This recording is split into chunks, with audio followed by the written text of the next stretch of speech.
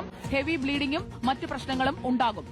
രാഹുലേട്ടൻ എന്ന ആ ചാറ്റിന്റെ സ്ക്രീൻഷോട്ടും പ്രേക്ഷകർക്ക് കാണാം. രാഹുൽ, ഡോക്ടറെ കാണണമെന്നൊന്നുമില്ല, അതിനൊക്കെയുള്ള മരുന്നുണ്ട്, പിന്നെ ഡോക്ടറുടെ നിരീക്ഷണത്തിൽ തന്നെയാണ്. അതിനുശേഷം ചാറ്റ് നേരെ ടെലഗ്രാമിലേക്ക് ഷിഫ്റ്റ് ചെയ്യുന്നതിനായി നീ ടെലഗ്രാമിൽ വാ എന്ന് പറയുന്നു. പെൺകുട്ടിയുടെ മറുപടി, കഴിക്കുമ്പോൾ എല്ലാം പരിശോധിച്ചിട്ട് വേണം കഴിക്കാൻ. ഞാൻ ഈ കാര്യം അവരോട് സംസാരിച്ചു. അവളുടെ സുഹൃത്ത് ഒരു ഡോക്ടറിനെ ഞാൻ ആദ്യം വിളിച്ചു, അവർ കുറെ വഴക്ക് പറഞ്ഞു. ഇതാണ് ആ പെൺകുട്ടി പറയുന്നത്. അതിനുശേഷം പെൺകുട്ടിയുടെ സംഭാഷണം തുടരുകയാണ്. അവൾ എന്നെ വിളിച്ച് വഴക്ക് പറഞ്ഞു. ഇങ്ങനെയാണ് ഈ ചാറ്റ് മുന്നോട്ട് പോകുന്നത്. ഈ ചാറ്റിന്റെ വിവരങ്ങൾ, ആ സ്ക്രീൻഷോട്ടുകളടക്കം നമ്മൾ പുറത്തുവിടുകയാണ്. ഈ രാഹുലേട്ടൻ എന്ന ആൾ എന്താണ് ഈ പെൺകുട്ടിയോട് പറഞ്ഞത്, ആ ആളുടെ ചിത്രമടക്കം ആ ചാറ്റിൽ നമുക്ക് കാണാം. ഞാനൊരു വേസ്റ്റ് ആണ് എന്നൊക്കെ ആ പെൺകുട്ടിക്ക് രാഹുലിനോട് പറയേണ്ടി വരുന്നു. എന്താ ഇങ്ങനെയൊക്കെ പറയുന്നേ? അങ്ങനെ ആയതുകൊണ്ട് ഞാൻ എന്റെ ജീവിതത്തിൽ ഇങ്ങനെ ഒരു മോശം സാഹചര്യത്തിൽ പോയിട്ടില്ല എന്നും ഈ പെൺകുട്ടി പറയുകയാണ്. എന്റെ അമ്മയെ കണ്ടപ്പോൾ കരച്ചിൽ വന്നു എന്ന് ആ പെൺകുട്ടി പറയുകയാണ്. നീ വന്ന് എന്നെ കാണ് എന്ന് രാഹുൽ പെൺകുട്ടിയോട് പറയുന്നു. നിനക്ക് താങ്ങായി ഞാൻ ഇവിടെയുണ്ട്. ആ ഷോൾഡർ ഇപ്പോൾ എവിടെ എന്ന ചോദ്യം അവിടെ നിൽക്കുന്നുണ്ട്. ഷോൾഡർ എന്ന വാക്കാണ് രാഹുൽ ഈ ചാറ്റിൽ ഉപയോഗിച്ചിരിക്കുന്നത്. പെൺകുട്ടി അതിന് ഒരു ഇമോജിയാണ് മറുപടിയായി അയക്കുന്നത്. തിരിച്ച് വീണ്ടും രാഹുൽ ചോദിക്കുന്നു, എന്താ? പെൺകുട്ടി പറയുന്നു, ഒന്നുമില്ല. വീണ്ടും പറയൂ എന്ന് രാഹുൽ ആവശ്യപ്പെടുകയാണ്.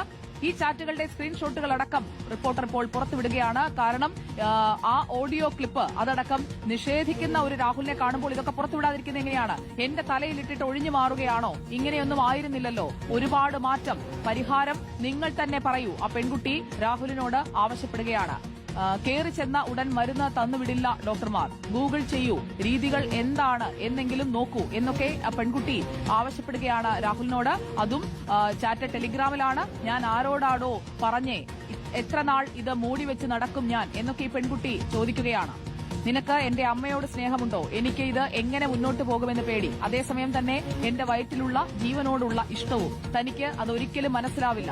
രണ്ടിനുമിടയിൽ വീർപ്പുമുട്ടുന്ന ഞാൻ. ആ പെൺകുട്ടിയുടെ നിസ്സഹായാവസ്ഥ ഈ ചാറ്റിൽ വ്യക്തമാണ്. ഈ ചാറ്റുകളൊന്നും പുറത്തുവിടണമെന്ന് ഞങ്ങൾ ആഗ്രഹിച്ചതല്ല. പക്ഷേ രാഹുൽ മാങ്കൂട്ടത്തിൽ നിഷേധിക്കുമ്പോൾ നമ്മൾ ഇത് പുറത്തുവിടാതിരിക്കുന്നത് എങ്ങനെയാണ്? നിനക്കില്ലാത്ത ടെൻഷൻ എനിക്ക് വേണ്ടല്ലോ എന്ന് രാഹുൽ മാങ്കൂട്ടത്തിൽ മറുപടി പറയുകയാണ്. ടെലഗ്രാമിലുള്ള ചാറ്റാണ്.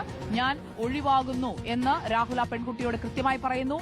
ഇതിൽ എങ്ങനെ ഒഴിവാകാൻ എനിക്കും തനിക്കും പറ്റുമോ? എനിക്കും നാണക്കേട് ചുമക്കാൻ താല്പര്യമില്ല എന്ന പെൺകുട്ടി മറുപടി പറയുകയാണ്. 3 ദിവസമായിട്ട് ഇതിനെപ്പറ്റി നിനക്ക് ഒന്നും പ്രോബ്ലം ഇല്ലായിരുന്നു എന്ന് രാഹുൽ ആ പെൺകുട്ടിയോട് പറയുകയാണ്. കുഞ്ഞുമായി എനിക്ക് ആത്മബന്ധമുണ്ട് എന്ന് ആ പെൺകുട്ടി മറുപടി പറയുന്നു. ആ കുട്ടി സത്യസന്ധമായിട്ടാണ് ഇയാളെ വിശ്വസിച്ചത് എന്നത് വ്യക്തമാണ്. ഇപ്പോൾ തന്നെ ഞാൻ അങ്ങോട്ട് ചോദിച്ചതുകൊണ്ടല്ലേ എന്ന് രാഹുൽ ആ പെൺകുട്ടിയോട് പറയുകയാണ്. ആ പെൺകുട്ടിയുടെ മറുപടി, ഞാനൊരു സ്ത്രീയാണ്. അപ്പോൾ രാഹുൽ തിരിച്ചു പറയുകയാണ്, അപ്പോൾ നീ തന്നെ പ്രശ്നം തീർക്കൂ, ബൈ എന്ന് പറയുകയാണ് രാഹുൽ. എങ്ങനെ? നീയാണ് ഉത്തരവാദി, എന്നെ പോലെ തന്നെ എന്ന് ആ പെൺകുട്ടി രാഹുലിനോട് പറയുകയാണ്. രാഹുൽ മാങ്കൂട്ടത്തിന്റെ മറുപടി, എനിക്ക് ഇതല്ല പണി. അപ്പോൾ ആ പെൺകുട്ടി തിരിച്ചു ചോദിക്കുന്നു, എനിക്ക് ഇതാണോ പണി എന്ന് ചോദിക്കുകയാണ്. ടെലിഗ്രാമിൽ നടന്ന ചാറ്റാണ്. രാഹുൽ മാങ്കൂട്ടത്തിന്റെ നമ്പറിൽ ഈ പെൺകുട്ടിയുമായി നടന്ന ചാറ്റാണ്. ആ പെൺകുട്ടിയുടെ ഐഡന്റിറ്റി നമ്മൾ ഒരിക്കലും പുറത്തുവിടില്ല. അപ്പോൾ ഈ ചാറ്റുകളെല്ലാം തെളിവുകളായി നിൽക്കുകയാണ്. വാട്സാപ്പിലും ടെലിഗ്രാമിലും ഇങ്ങനെയെല്ലാം സംസാരിച്ചത് തെളിവുകളായി മുന്നിൽ നിൽക്കുമ്പോൾ അതെങ്ങനെയാണ് നിഷേധിക്കാൻ കഴിയുക? റോഷിപാൽ, തെളിവുകളുണ്ട്. ഈ തെളിവുകൾ പുറത്തേക്ക് വന്നു കഴിഞ്ഞു, പൊതുമധ്യത്തിൽ നിൽക്കുകയാണ്. അപ്പോഴും പരാതി എവിടെ? നിയമപരമായി നീക്കങ്ങൾ എവിടെ? നിയമ സംവിധാനത്തിന് മുന്നിലേക്ക് വരട്ടെ എന്ന് പറഞ്ഞുകൊണ്ട് ആരെയാണ് ഇദ്ദേഹം ഈ കാര്യങ്ങളിൽ ഒരു പുകമറ സൃഷ്ടിച്ച് സ്വയം രക്ഷപ്പെടാൻ ഇപ്പോൾ നോക്കിക്കൊണ്ടിരിക്കുന്നത്?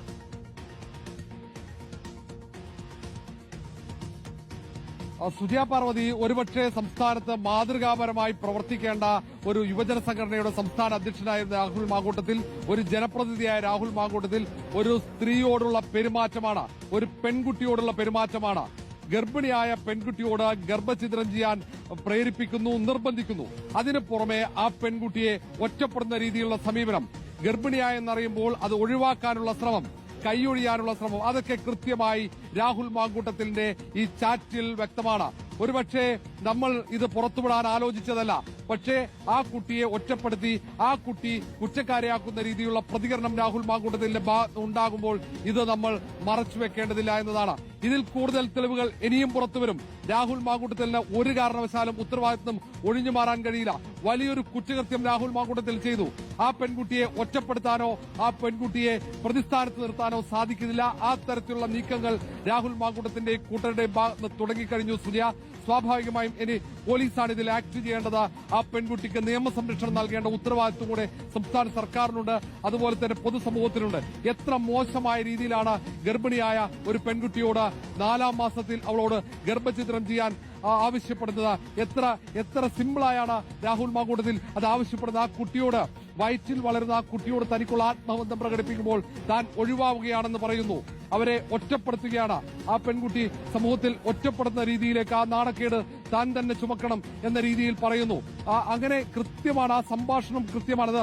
ആദ്യഘട്ടത്തിൽ വാട്സപ്പിലാണ്, പിന്നീട് അത് ടെലിഗ്രാമിൽ കുറച്ചുകൂടി സുരക്ഷിതമായി കാര്യങ്ങൾ സംസാരിക്കാൻ വേണ്ടിയാണ് ടെലിഗ്രാമിലേക്ക് ഒരുപക്ഷെ രാഹുൽ ആ പെൺകുട്ടിയോട് വരാൻ ആവശ്യപ്പെടുന്നത്. ഇങ്ങനെയുള്ള ക്രൂരമായ മാനസിക പീഡനം, ക്രൂരമായ ശാരീരിക പീഡനമൊക്കെ അനുഭവിച്ച ഒരു പെൺകുട്ടിയാണ്. ആ പെൺകുട്ടി ഇപ്പോഴും ഈ മാനസിക പീഡനത്തിന്റെ ആഘാതത്തിൽ ഇരുട്ടുമുറിയിൽ കഴിയേണ്ട സാഹചര്യമാണ് സുജയ. അവിടെയാണ് ക്യാമറയ്ക്ക് മുന്നിൽ വന്നുകൊണ്ട് പരാതി വരട്ടെ എന്ന് രാഹുൽ മാങ്കൂട്ടത്തിൽ എന്ന ആ യുവനേതാവ് പറയുന്നത്. എന്തായാലും കോൺഗ്രസ് നേതൃത്വം ഇനി അതായത് റോഷിപാൽ, ആ പെൺകുട്ടിയുടെ മാനസികാവസ്ഥ ചാറ്റിൽ നിന്ന് വ്യക്തമാണ്. ആ ചാറ്റിൽ ആ പെൺകുട്ടി തന്റെ ഗതികേട് എത്രത്തോളമാണെന്ന് വളരെ വ്യക്തമായി തന്നെ പറയുന്നുണ്ട്. അപ്പോഴും അതിനോട് വളരെ നിസ്സംഗമായ മറുപടി നൽകുന്ന, ഇതുപോലെ പല സാഹചര്യങ്ങളിലൂടെ കടന്നുപോയിട്ടുള്ള ഒരാളാണോ മറുതലക്കലെന്ന് നമുക്ക് തോന്നിപ്പോകുന്ന രീതിയിലാണ് ആ പെൺകുട്ടിയോട് അയാൾ റെസ്പോണ്ട് ചെയ്യുന്നത്. അത്രയും ഇൻഹ്യൂമനായി, സ്വന്തം കുഞ്ഞാണ് ആ പെൺകുട്ടിയുടെ വയറ്റിലുള്ളതെന്ന് അയാൾക്ക് പൂർണ്ണ ബോധ്യമുണ്ടായിട്ടും അയാൾ കൊടുക്കുന്ന മറുപടികൾ, അതും കേരളീയ പൊതുസമൂഹം കണ്ടുകൊണ്ടിരിക്കുകയാണ്. ആ പെൺകുട്ടിയുടെ ഇന്നത്തെ സാഹചര്യത്തിൽ ആ പെൺകുട്ടി പരാതിയുമായി വരില്ല